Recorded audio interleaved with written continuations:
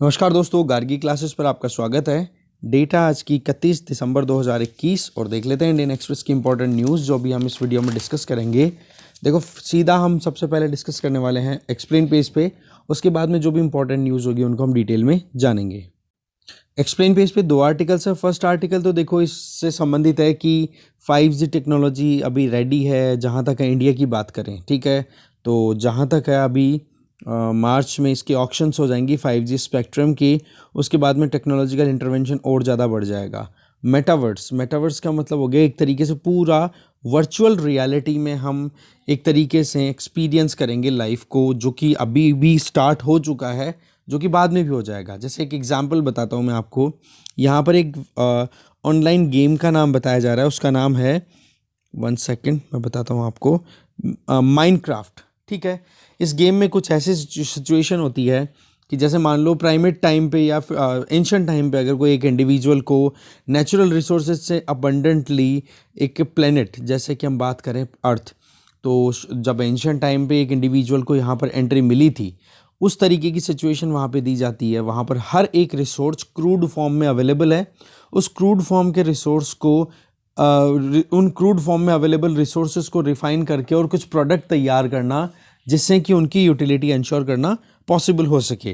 तो इस तरीके से रियलिटी को एक्सपीरियंस करवाने के लिए सिचुएशन किस में बनी? वर्चुअली, एक गेम के थ्रू।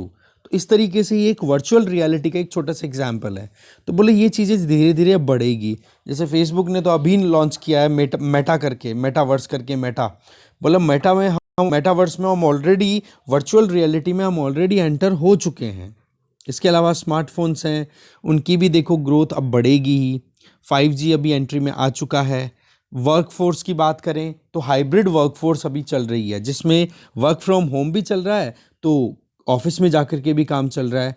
आज आप किसी भी अपने फ्रेंड से या किसी भी कलीग से बातचीत करो जो कि प्राइवेट सेक्टर में काम कर रहे हैं, तो उन लोगों के साथ में आप एक चीज़ अंडरस्टैंड करोगे कि वीक में 3 डेज़ तो वो घर से काम करते हैं, 3 डेज़ वो ऑफिस जा रहे हैं, या कैसे भी मैनेजमेंट हो रहा हो उनका, या फिर 100% वर्क फ्रॉम होम भी चल रहा है, अगर पूरा का पूरा ऑनलाइन या कंप्यूटर पे उनका काम चलता है।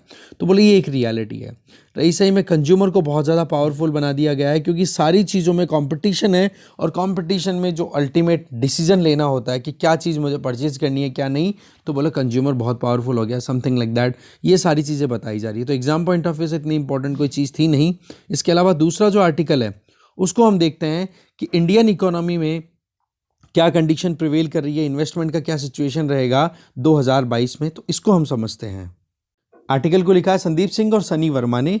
इनका ये कहना है कि देखो, ओमिक्रॉन की रियलिटी हमें बिल्कुल पता है कि अभी कोविड की सिचुएशन अगर देखी जाए तो ओमिक्रॉन के आउटब्रेक की वजह से कहीं ना कहीं इकोनॉमिक रिकवरी में थोड़े डेंट्स हैं, डाउट्स हैं, ठीक है। इन्वेस्टमेंट की बात भी करें तो उन सेंटिमेंट्स पे भी डाउट है कि सीधी सी बात है, एक तो इन्वेस्टमेंट सीधा आए, इकोनॉमिक एक्टिविटीज़ एकदम प्रॉपर चलती रहे, तो जो इन्वेस्टर्स हैं उनको भी कुछ रिटर्न में मिले, पर वही बात है। दूसरा, फॉरेन पोर्टफोलियो इन्वेस्टर, देखो इन्वेस्टमेंट, फॉरेन इन्वेस्टमेंट आता है ना हमारे, तो फॉरेन इंस्टीट्यूशनल इन्वेस्टमेंट 2 तरीके में डिवाइड कर सकते हैं। एक तो FPI फॉरेन पोर्टफोलियो इन्वेस्टमेंट, और एक होता है FDI फॉरेन डायरेक्ट इन्वेस्टमेंट। अगर कोई भी कंपनी में जब भी कोई फॉरेनर इन्वेस्ट करता है और उसकी इन्वेस्टमेंट कंपनी के टोटल शेयर्स में 10% से ज़्यादा अगर है, तो उस केस में आप उसको क्या बोल दोगे? FDI। और 10% से कम है, इसका मतलब आप बोलोगे FPI, ठीक है। तो FPI में जो है, जो पोर्टफोलियो इन्वेस्टर्स हैं जो अपनी इन्वेस्टमेंट को निकाल रहे हैं। इसके अलावा क्रूड ऑयल प्राइस है वो भी कम नहीं हो रही है, वो भी अभी धीरे धीरे बढ़ रही है। डेल्टा की बजाय अब ओमिक्रॉन एक अपने आप में बहुत बड़ी रियलिटी है, और आने वाले टाइम पे वर्ल्ड में सबसे ज़्यादा जो केस रहेंगे वो ओमिक्रॉन के रहेंगे। इसके अलावा इन्फ्लेशन की अगर बात करें तो महंगाई भी अच्छी खासी बढ़ी हुई है इस टाइम पर। USA में तो पिछले 40 सालों की हाईएस्ट महंगाई चल रही है अभी देखा जाए तो। इंडिया में तो फिर भी चलो महंगाई चलती रहती है, पर USA में 40 साल की हाईएस्ट 200% तक हाइक देखने को मिला है वहाँ पर, जो भी प्राइसेस हैं कमोडिटीज़ की। वो इंटरेस्ट रेट की बात करें तो इंटरनेशनली जो सेंट्रल बैंक्स हैं उन्होंने तो इंटरेस्ट रेट बढ़ानी शुरू कर दी है। जैसे कि USA ने तो अपनी तरफ से बोल दिया है कि हम जो है इंटरेस्ट रेट राइज करेंगे। अब वो अगर इंटरेस्ट रेट बढ़ाते हैं ना, तो सीधी सी बात है, बैंक जल्दी से लोन, मतलब बैंकों से लोन लेने की जो डिमांड है वो कम हो जाएगी USA में। इसका मतलब मार्केट में डॉलर्स का सर्कुलेशन कम हो जाएगा, और मार्केट में डॉलर्स का सर्कुलेशन कम होता है तो सीधी सी बात है, लोग जो हैं वो उन डॉलर्स की कमी आएगी, उनको डॉलर्स को लेकर के developing countries like Indian economy में वो इन्वेस्ट नहीं करेंगे। इसकी बजाय वो इन्वेस्ट करना पसंद करेंगे भी तो यूएसए की यूएसए में। क्यों? क्योंकि अब उनको इन्वेस्टमेंट पे अच्छा रिटर्न मिलेगा, क्योंकि इंटरेस्ट रेट राइज हो चुकी है। ठीक है, तो इस तरीके से ये इन्फ्लेशन की भी चोट हो रही है। फॉरेन पोर्टफोलियो इन्वेस्टर्स की बात करें तो वो लगातार पैसा निकाल रहे हैं, पर एक चीज़ अच्छी है इंडिया में कि हमारे यहाँ पर जो डोमेस्टिक इंस्टीट्यूशनल इन्वेस्टर्स हैं, जैसे बाहर से एफडीआई एफपीआई आ रही है, उस तरीके से हमारे जो डोमेस्टिक इन्वेस्टर्स हैं ना, वो अच्छा खासा सपोर्ट कर रहे हैं, जो चीज़ अपने आप में एनकरेजिंग है। तो इसका मतलब क्या हो गया कि हमारे यहाँ पर इन्वेस्टमेंट का जो आउटलुक है वो थोड़ा सा ठीक रहेगा, कारण क्योंकि हमारे यहाँ पर इन्वेस्टमेंट लोकल ज़्यादा आ रहा है बजाय कि फॉरेनर्स के। ठीक है, इसके अलावा अगर देखा जाए इक्विटी में, तो इक्विटी का सीन ऐसा कुछ है कि फॉरेन पोर्टफोलियो इन्वेस्टर्स तो पैसा निकाल ही रहे हैं। दूसरा, इन्फ्लेशन की बात करें तो इन्फ्लेशन इतनी ज़्यादा चिंता की बात है नहीं इंडिया के लिए, क्योंकि इंडिया में तो नॉर्मल चीज़ है और इतनी ज़्यादा महंगाई बढ़ भी नहीं रही है। पर वही चीज़ है कि इंटरनेशनल मार्केट में देखा जाए तो महंगाई चलने के चलते उन्होंने इंटरेस्ट रेट राइज कर दिया। जैसे यूएस में फेडरल रिजर्व ने बढ़ा दी, इंग्लैंड में बैंक ऑफ इंग्लैंड ने बढ़ा दी, तो उसकी वजह से पैसा निकाल करके डेवलपिंग कंट्रीज से और फॉरेन पोर्टफोलियो इन्वेस्टर्स अपनी इकोनॉमी या फिर जो यूएसए की इकोनॉमी है वहाँ पर इन्वेस्ट करना ज़्यादा प्रेफर करेंगे। फिर आ जाओ डेट मार्केट। देखो, डेट मार्केट में तो सिंपल सी बात होती है कि बॉन्ड मार्केट जो होता है उसको डेट मार्केट बोलते हैं, और बॉन्ड यील्ड है वो 6.1% पे चल रही थी सितंबर 2022 में, मतलब अभी करंट, जो कि सितंबर 2022 तक 6.4% तक बढ़ने के चांसेस बने हुए हैं। तो सवाल क्या आ जाता है कि बॉन्ड यील्ड का मतलब तो सिंपल सी बात है कि बॉन्ड के ऊपर रिटर्न कितना मिल रहा है किसी भी इन्वेस्टर को। अब अगर बॉन्ड मार्केट में अच्छा खासा रिटर्न मिलता है तो एक इंडिविजुअल इक्विटी मार्केट मतलब शेयर मार्केट में पैसा क्यों लगाएगा?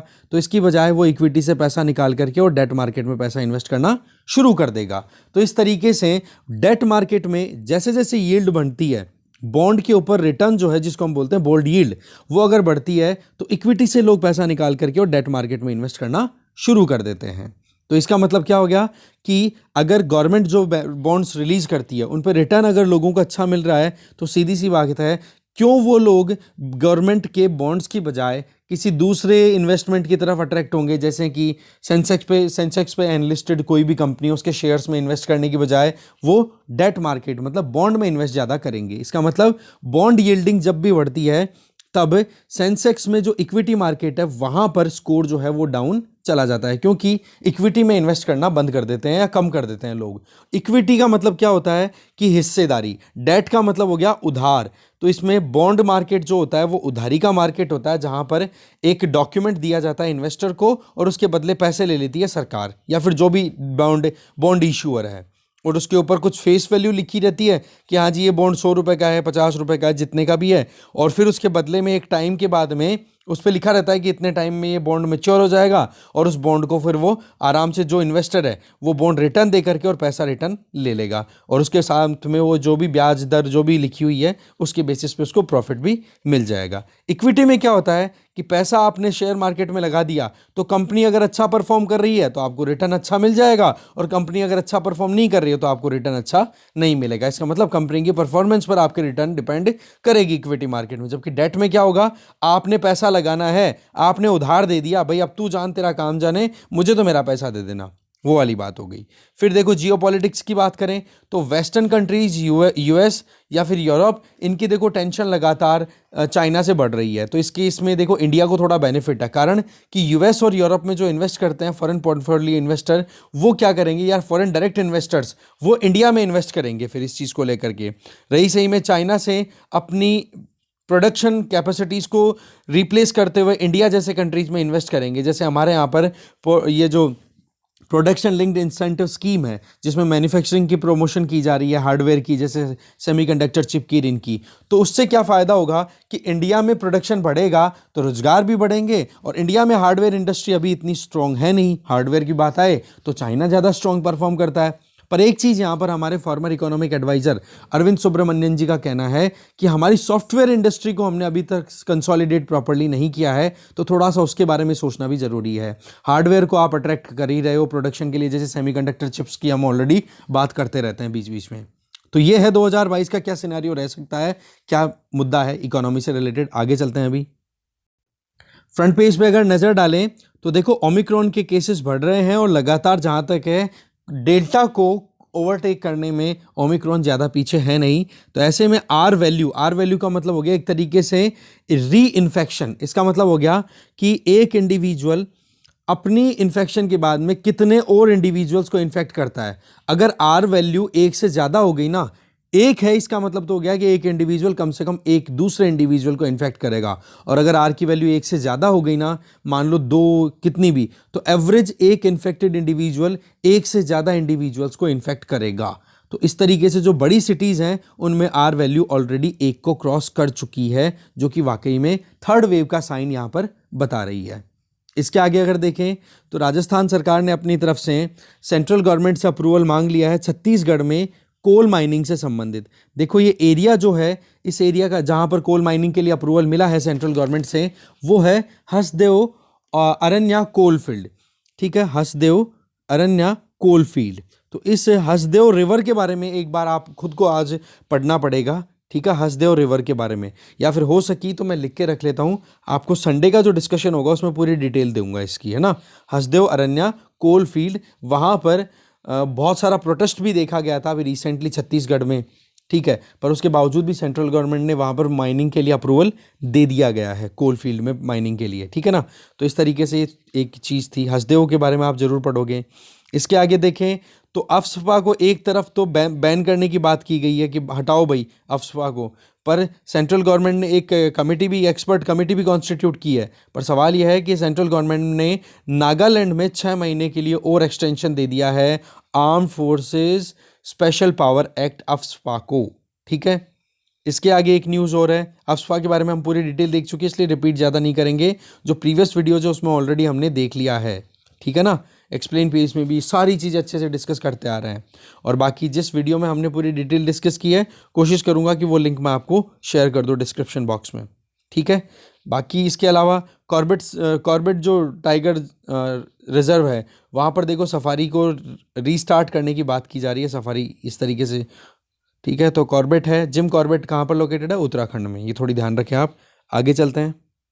फिर देखो एक न्यूज़ हो रहा है यहाँ पर, सेंट्रल गवर्नमेंट ने 3,000 करोड़ रुपए का एडिशनल असिस्टेंस अलोकेट किया है स्टेट्स को, और वो भी कौन से स्टेट, जो कि नेचुरल डिजास्टर का सामना कर रहे हैं। तो ऐसे में जो national disaster management authority NDMA, SDMA, national disaster management fund, national disaster management state disaster management fund, ये सारी अपने आप में बहुत इंपॉर्टेंट एंटिटीज़ है। तो इनके बारे में आप UPSC पॉइंट ऑफ व्यू से एक बार ज़रूर पढ़ोगे। National disaster management authority NDMA, ठीक है, ये होम मिनिस्ट्री के अंडर आती है। इसको चेयर करते हैं प्राइम मिनिस्टर, और इसके वाइस चेयरमैन कौन होते हैं, होम मिनिस्टर। ये सारी डिटेल आप एक बार UPSC पॉइंट ऑफ व्यू से पढ़ोगे NDMA, क्योंकि इसमें असिस्टेंस के बारे में बताया हुआ है किस स्टेट को कितना क्या मिला है। तो अगर आप देखो तो आपका अगर स्टेट है तब तो आप कल देख लेना आराम से। जैसे गुजरात को 1133 करोड़ रुपए दिए गए हैं, क्योंकि साइक्लोन ताउते की वजह से बहुत ज़्यादा परेशानियां हुई थी। वेस्ट बंगाल को 586 करोड़ रुपए दिए, साइक्लोन यास की वजह से बहुत ज़्यादा प्रॉब्लम हुई थी वहाँ पे। असम को भी 51.53 करोड़ दिए हैं, कर्नाटका को 504 करोड़ रुपए दिए हैं, मध्य प्रदेश को 600 करोड़ और उत्तराखंड को 187 करोड़। ये सारे वो स्टेट्स हैं जहाँ पर कोई ना कोई नेचुरल डिजास्टर आई है। तो ऐसे में NDMA के बारे में आपका पढ़ना बनता है, पढ़ोगे आप। इसके आगे चलें। फिर नेक्स्ट अगर न्यूज़ देखें तो आपके सामने यहाँ पर नीचे ही नीचे है, गवर्नमेंट ने देखो जो अब राशन है उसको देने की बात की है कि जो भी होमलेस हैं, जिनके पास में राशन कार्ड नहीं है, उनको भी बोले खाना जो है वो कंटिन्यू मिलना चाहिए। ये बात कही है फूड सेक्रेटरी ने। तो इस तरीके से यहाँ पर हमारे लिए इम्पोर्टेंट हो जाती है नेशनल फूड सिक्योरिटी एक्ट। एक तो उसके अंडर में देखो फूड प्रोवाइड किया जाता है, और एक गवर्नमेंट की एक स्कीम और चल रही है जिसका नाम है ओपन मार्केट सेल स्कीम। इन दोनों के बारे में UPSC पॉइंट ऑफ व्यू से हमें पढ़ना जरूरी है, कारण कि इनमें यहाँ पर जो डिटेल्स है वो तो देखो इतनी इंपॉर्टेंट है नहीं। बस इतना सा है कि अभी लगभग नेशनल फूड सिक्योरिटी एक्ट के अंडर में 81.35 करोड़ जो इंडिविजुअल्स हैं उनको बेनिफिट मिलता है नेशनल फूड सिक्योरिटी एक्ट के अंडर में। तो ऐसे में NFSA और ये जो ओपन मार्केट सेल स्कीम है OMSS, इस स्कीम के बारे में आप जरूर एक बार पढ़ोगे। इसके आगे वर्ल्ड पेज पे आज इतनी कोई इंपॉर्टेंट न्यूज़ है नहीं, बस एक ये है कि तेहरान, तेहरान मतलब हो गया ईरान, वो है वो तीन डिवाइसेस को लॉन्च करने तीन डिवाइसेस को लॉन्च करने के लिए एक रॉकेट लॉन्च कर रहा है, ठीक है। और रॉकेट का नाम है सिमोर्ग, यहाँ पर देख सकते हो, सिमोर्ग रॉकेट, ठीक है ना। ये अभी रिसेंटली पूछा जा सकता है, सिमोर्ग रॉकेट रिसेंटली न्यूज़ में था, कौन से कंट्री से एसोसिएटेड है, तो आप इसका जवाब दे दो कि ईरान, ईरान की कैपिटल तेहरान। इसके अलावा देखो कोविड से रिलेटेड ही न्यूज़ है पूरी वर्ल्ड पे। आगे चलते हैं अभी इकोनॉमी पेज पे। एक तो देखो कि जो इंसॉल्वेंसी एंड बैंक्रप्सी कोड जिसको कंडक्ट करने का काम है मिनिस्ट्री ऑफ कॉरपोरेट अफेयर्स का, उनके द्वारा एक हाई लेवल कमेटी कॉन्स्टिट्यूट की गई थी, और जिससे कि इंसॉल्वेंसी एंड बैंक्रप्सी कोड के अंडर में जो रेजोल्यूशंस होते हैं, मान लो कोई बर्बाद हुई हुई कंपनी है जो कि रिटर्न नहीं दे पा रही है, अपने लोन की जो रिस्पॉन्सिबिलिटी है वो पूरी नहीं कर पा रही है, टाइम पे ईएमआई पे नहीं कर रही है, तो उस कंपनी के जो रेजोल्यूशन प्लान्स हैं, उन रेजोल्यूशन प्लान्स को कि कैसे उस कंपनी से पैसे निकलवाए जाएंगे, जो क्रेडिटर्स हैं जिन्होंने उधार दिया था उनका कैसे उनका हिस्सा उनको वापस मिलेगा, क्योंकि उन्होंने उधार तो ये सोच के दिया था कि पैसा मिल जाएगा, पर कंपनी हो गई बर्बाद, तो क्या किया जाए उसके लिए। तो बोलो NCLT, national company law tribunal 30 दिन के अंदर डिसाइड कर ले, एक बार अगर कमिटी ऑफ क्रेडिटर ने कोई प्लान डिसाइड अगर कर लिया हो। फॉर एग्जांपल अगर कोई कंपनी है XYZ, या फिर विजय माल्या की किंगफिशर, अगर एक बार हम एग्जांपल के तौर पे माने, ठीक है, तो किंगफिशर एयरलाइन को लोन दिया गया बड़े बड़े बैंकों के द्वारा, जिसमें SBI भी है, ICICI भी है, इतने सारे लाइन लगा लो आप कितने बैंकों की, SBI सबसे बड़ा क्रेडिटर था। अब इन बैंकों के द्वारा जो लोन दिया गया है, जो भी NBFCs होती हैं, जैसे नॉन बैंकिंग फाइनेंशियल कंपनीज जो हैं, तो इनको मिलाकर के एक कमिटी बनाई जाएगी, कमिटी ऑफ क्रेडिटर्स, ठीक है, उधार देने वाले लोगों की एक कमिटी। वो कमिटी डिसाइड करेगी कि वाकई में इस XYZ कंपनी का रेजोल्यूशन कैसे होना चाहिए, इस किंगफिशर कंपनी का रेजोल्यूशन कैसे होना चाहिए, जिससे कि लोगों को उनका दिया हुआ उधार पैसा मिल जाए, पूरा भी ना मिले तो कुछ तो मिले। तो वो जैसे ही ये कमिटी ऑफ क्रेडिटर्स अपनी तरफ से कोई प्लान बनाएंगी कि हाँ जी इतना हिस्सा बेच दो, इतने हिस्से को हम टेक ओवर कर लेंगे, इतने हिस्से को ऐसे मैनेज कर लो, तो वो जो प्लान है उस प्लान को अप्रूवल देना होता है नेशनल कंपनी लॉ ट्रिब्यूनल को। तो वो 30 दिन के अंदर अंदर प्लान को एक्सेप्ट या रिजेक्ट करे, ज़्यादा लंबे समय तक नहीं उलझा करके रखे। ये बात बोली गई है इस हाई लेवल कमेटी, इस हाई लेवल कमेटी का नाम है इंसॉल्वेंसी लॉ कमेटी, ठीक है ना, इसने ये बात कही है। इसके अलावा और भी अपनी तरफ से रिकमेंडेशंस दी है कि मिनिस्ट्री ऑफ कॉरपोरेट अफेयर्स हैं वो IBC को बहुत एफिशिएंटली इंप्लीमेंट करे तो ज़्यादा ठीक रहेगा। इसके आगे ये भी बताया है कि जो इंसॉल्वेंसी लॉ कमेटी जो है ILC, इसकी रिकमेंडेशन ये भी आई है कि एक लुक बैक पीरियड भी प्रॉपर होना चाहिए। जैसे कि मानो कि कहीं पर अगर इंसॉल्वेंसी की जो प्रोसेस है वो अगर स्टार्ट हो गई, एक तो देखो इंसॉल्वेंसी की प्रोसेस जो है स्टार्ट होने की डेट के लिए एप्लीकेशन डेट होती है, और एक कमेंसमेंट का मतलब इंसॉल्वेंसी प्रोसीडिंग्स स्टार्ट हो गई, और एक कि हाँ जी एप्लीकेशन लग गई, तो दोनों डेट्स में कुछ ना कुछ डिफरेंस होगा। तो यहाँ पर ये बोला गया है कि जो कोई भी लिक्विडेशन का जो प्रोसेस होगा, कहने का मतलब यहाँ पर यही चीज़ है कि इंसॉल्वेंसी के लिए जो डेट फिक्स की जा रही है, उस डेट में एक तो एप्लीकेशन डेट होती है और एक इंसॉल्वेंसी प्रोसीडिंग को स्टार्ट करने की डेट हो जाती है। एप्लीकेशन लगाना अलग चीज़ है, कमेंसमेंट अलग चीज़ है। तो बोला आप एप्लीकेशन वाली डेट है ना, उसी को कंसिडर करना शुरू कर दो कि उसके बाद में उस एसेट के साथ में कोई छेड़छाड़ नहीं की जाएगी। हाँ, पहले अभी क्या चल रहा है, कमेंसमेंट, तो इसमें क्या होता है, एप्लीकेशन भी लगा दी इंसॉल्वेंसी के लिए, और फिर उसके बाद में जो एसेट्स हैं, जिस कंपनी के खिलाफ में वो कार्रवाई हो रही है, उस कंपनी के एसेट्स को बेचना खरीदना ये शुरू कर देते हैं जो ऑलरेडी डेटर्स वहाँ पर इन्वॉल्व हैं, जिन्होंने उधार लिया था। तो बोले इस तरीके से थोड़ी मुश्किलें बढ़ जाती हैं। तो आपके लिए इन शॉर्ट क्या कहूँ मैं, आपको insolvency bankruptcy code UPSC point of view से एक बार पढ़ना है, बहुत इंपॉर्टेंट है, ठीक है। पहले भी पढ़ लिया हो तो बहुत बढ़िया, नहीं पढ़ा हो तो पढ़ लो इसको। आगे चलते हैं। फिर नेक्स्ट जो न्यूज़ है वो रिलेटेड है, देखो असेंबली इलेक्शंस आ गए हैं, तो SBI ने इलेक्टोरल बॉन्ड्स हैं वो जनवरी 1 से 10 के बीच में इशू करने की डेट रिलीज़ की है। आपको पता होना चाहिए 7 स्टेट्स में अभी इलेक्शंस होने वाले हैं, जिनका नाम है यहाँ पर उत्तर प्रदेश, पंजाब, गोवा, हिमाचल प्रदेश, मणिपुर, गुजरात, उत्तराखंड, ठीक है। तो इलेक्टोरल बॉन्ड बेसिकली एक तरीके के वैसे तो बॉन्ड आपको पता है ये इन्वेस्टमेंट डेट इंस्ट्रूमेंट है, उधार देने का एक तरीका है, पर यहाँ पर जो इलेक्टोरल बॉन्ड है ये बेसिकली पॉलिटिकल पार्टीज को जो डोनेशन दिया जाता है उसके संबंधित है। इसमें क्या होगा, जो पेई है, जो डोनेट करना चाहता है पॉलिटिकल पार्टीज को पैसा, वो जाएगा एसबीआई बैंक की जो एलिजिबल ब्रांच है जो कि बॉन्ड इशू कर रही है, वहाँ पर पैसे देगा और पैसे देकर के बॉन्ड लेकर के और जिस भी पॉलिटिकल पार्टी को उसको देना है वहाँ पर जाकर के वो बॉन्ड जमा करा देगा। और वो पॉलिटिकल पार्टी जिस दिन वो बॉन्ड आ गया उसके 15 दिन के अंदर अंदर उस बॉन्ड को वापस बैंक ले जाकर के और पैसा निकलवा लेगा। तो ये प्रोसेस होता है इसमें क्या हो गया कि जो लोन जो यहाँ पर डोनेट करने वाला है वो और जो पॉलिटिकल पार्टी, इन दोनों के बीच में एक लेयर आ गई। तो इसमें क्या होगी कि जो डोनर है उसके बारे में पता नहीं पड़ेगा फिर पॉलिटिकल पार्टीज को कि कहीं पर कौन सी पॉलिटिकल पार्टी को किसने डोनेट किया है। तो कल को ना अगर किसी ने डोनेशन तो दे दिया पार्टी ए को, सरकार बन गई पार्टी बी की, तो पार्टी बी है वो जो डोनर है जिसने पार्टी ए को डोनेट किया था उसको परेशान ना करे। तो बोले इसके लिए थोड़ी सी एम्बिग्यूटी लाने के लिए किया गया था। इसके संबंधित देखो केस भी ऑलरेडी सुप्रीम कोर्ट में फंसा पड़ा है कि इलेक्टोरल बॉन्ड ट्रांसपेरेंसी प्रमोट करने के लिए लाए गए थे पर ट्रांसपेरेंसी बोले प्रमोट हो नहीं रही है। इलेक्टोरल बॉन्ड 2017 का जो बजट सेशन आया था उस टाइम पे अरुण जेटली जी हमारे फाइनेंस मिनिस्टर हुआ करते थे, तो उन्होंने ये कहा था कि ये बहुत इंपॉर्टेंट है, ये एक तरीके की इंटरेस्ट फ्री बियरर इंस्ट्रूमेंट है, यहाँ पर ब्याज नहीं मिलेगा, यहाँ पर तो केवल एक इंस्ट्रूमेंट है केवल पॉलिटिकल पार्टीज को उधार देने का। ये बॉन्ड जो है ना ये 1,000 रुपए के, 10,000 के, 1 लाख, 10 लाख, 1 करोड़ की वैल्यूएशन में रिलीज होते हैं। अच्छा, कौन सी पॉलिटिकल पार्टीज बॉन्ड्स के थ्रू ये जो डोनेशन लेने के लिए एलिजिबल हैं? देखो, रिप्रेजेंटेशन ऑफ पीपल एक्ट 1951 का जो सेक्शन 29A है उसमें जो भी पॉलिटिकल पार्टीज रजिस्टर्ड हैं वह एलिजिबल होती हैं इन इलेक्टोरल बॉन्ड्स के अंडर में डोनेशन लेने के लिए।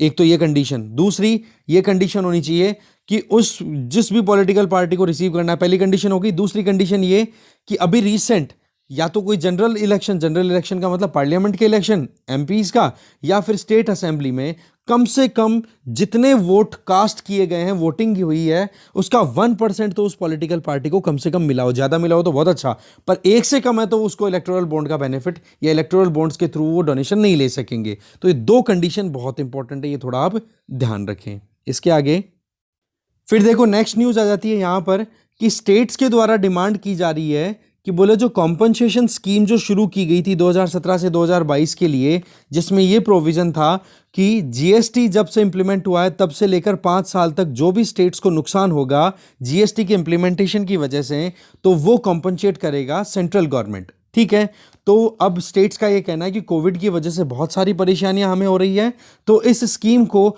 आप 5 साल का एक्सटेंशन दो। इसका मतलब 2025-26 का जो फाइनेंशियल ईयर है तब तक आप इसको कॉम्पनसेशन स्कीम को एक्सटेंड करो। तो ऐसे में जीएसटी काउंसिल की मीटिंग से पहले ये बेसिकली अभी जो मीटिंग हो रही है स्टेट के साथ में, ये मीटिंग इसलिए हो रही है क्योंकि बजट की प्रिपरेशन हो रही है, तो स्टेट फाइनेंस मिनिस्टर्स की यहाँ पर गैदरिंग हुई है दिल्ली में। ठीक है, तो जीएसटी काउंसिल के पॉइंट ऑफ व्यू से आप एक बार यूपीएससी पॉइंट ऑफ व्यू से जीएसटी काउंसिल को पूरा स्टडी करोगे। अगर पहले से नोट मेकिंग कर रखी है दैट्स ओके, नहीं कर रखी है तो रिवाइज कर लो। ठीक है जी, तो देखो इस डिस्कशन में जो भी इंपॉर्टेंट चीज़ें थी वो हमने देख ली है। एक्सप्लेन पेज हमारा हो ही गया। स्पोर्ट्स की बात करें तो इंडिया टीम कल जीत गई है टेस्ट मैच, आपको पता ही होगा इसके बारे में। सेंचुरियन ये अपने आप में साउथ अफ्रीका के लिए बहुत ही इंपॉर्टेंट प्लेस, जहां पर साउथ अफ्रीका मतलब अभी तक केवल 2 मैचेस हारी है सिर्फ, और वहाँ पर इंडिया ने ये मैच जीत कर के अपनी तरफ से इतिहास रचा है। और इसके अलावा आपको पता है जनवरी 2021 में ब्रिस्बेन में जो गाबा में जो मैच हुआ था वहाँ पर भी बहुत इंपॉर्टेंट एक अचीवमेंट था, क्योंकि 1988 के बाद में ऑस्ट्रेलिया को किसी भी टीम ने नहीं हराया था इस वेन्यू पे, और इसको फिर इंडिया ने जनवरी 2021 में हराया ही था। तो ये है भाई पूरा मुद्दा। तो इस डिस्कशन में जो भी इंपॉर्टेंट कंटेंट था वो हमने देख लिया है। जो चीज़ें मैंने 1-2 बता दी आपको वो आप खुद से देखने की कोशिश करना। ठीक है, बाकी हम बाद में और बात करते रहेंगे। और कल का वीडियो जो रहेगा सुबह का, ठीक है, एडिटोरियल वाला, वो कोशिश तो मैं करूँगा टाइम पे दूँ, बाकी हो सकता हो कि वो डिले हो जाए। ठीक है, बाकी कवर आपको डेफिनेटली किया जाएगा वो वीडियो। ठीक है, थैंक यू वेरी मच।